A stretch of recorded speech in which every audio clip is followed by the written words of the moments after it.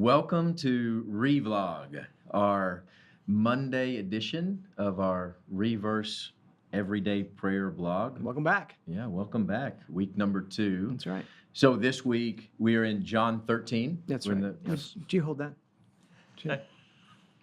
Now, do you, Pastor? Okay, you- is this how this is going to go? Well, it's John. It's the washing of the feet, right? It is John 13's washing of the feet. So I thought this would be a wonderful example. That Pastor Chris, did you bring any soap, or do you just want to? Oh, Wow. yeah, that would be good. And we have Are we apparently you a sponsored by sponsor. Dasani? Yeah. Yeah. I That just was assumed. brilliant. Yeah. That was brilliant. That was brilliant. But that is a good segue into the text. John 13. Oh, my word. We do get to the foot washing, That's which right. is different than the 3 synoptic gospels, Matthew, Mark, and Luke. This is the Lord's Supper scene for them.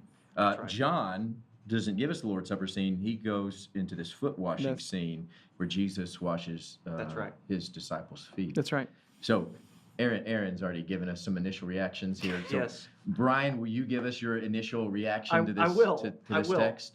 I don't have any props there, but my big question here is, how can I live that way? And what I mean by that is motivated by love. Motivated by love. How can I live that way? Gotcha. So when you say motivated by love, unpack that for us. What Okay. do you mean by that phrase, motivated by love? What I mean is, we have this scene with Jesus and his disciples, and we read this often. I do. This is just me, I guess. I read this as an object lesson, Mhm. that Jesus is taking an opportunity to teach them something.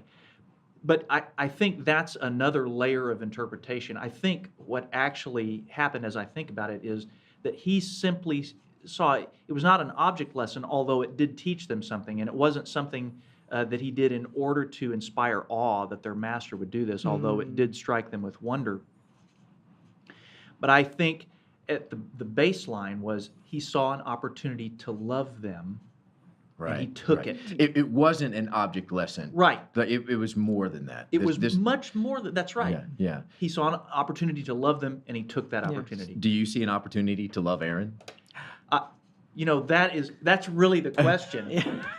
Are you my neighbor? That's right.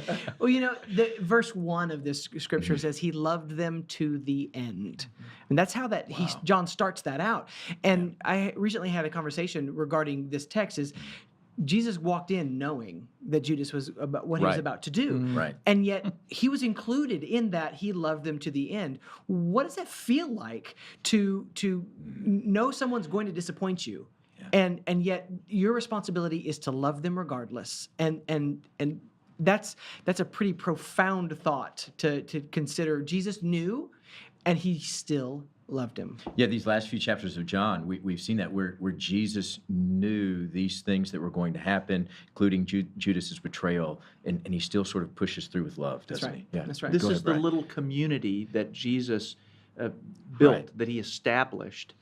And the Henry Nouwen is, I always remember this little quote, and actually Henry Nouwen was quoting a Quaker by the name of Parker Palmer, but he said, community is the place where the person you least want to be there always lives. Wow. Wow. And Yeah. this is, never was it more true than in this little community. Mhm. Not that Jesus didn't want Judas to be there, but we certainly wouldn't have wanted Judas to be there. And this was Right. hard on Jesus. Yeah, that's right.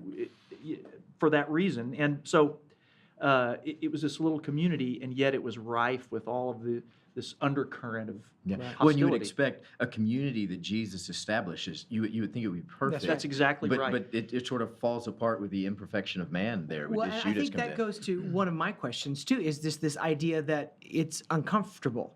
Simon Peter is uncomfortable. Yes. So and he's almost not willing to participate in what Jesus is doing, the beauty of what Jesus is doing, because it makes him uncomfortable. And so my question is, where is God calling me to be uncomfortable? Right. And and knowing for my greater good that I must go through this. That's good. Because I don't Yeah. want to see somebody in leadership, somebody that I revere, humble themselves like this. It makes me uncomfortable, and so I back off. That's right. And so we're all called at some point to be Yeah, uncomfortable. and God grows us in that uncomfortableness. I mean, there is life and beauty and growth when we go through these uncomfortable Let go of moments. that. Yeah, let go of it. You Yeah. have something together Right. when you hold hands through those difficult times. That's right. And Peter, when he pushed back on Jesus there, it was as if he was saying, "Well, this can't be enough that you're doing. Then bathe my whole body." But it's as if Jesus was saying, "No, that an act of love is self-validating. It's enough that I'm doing this. That for single you." act of love. That's is exactly enough. right. Yeah, that's yes, beautiful. yes. We need to continue this conversation, so please continue this conversation with us as we move forward in this week with Reverse.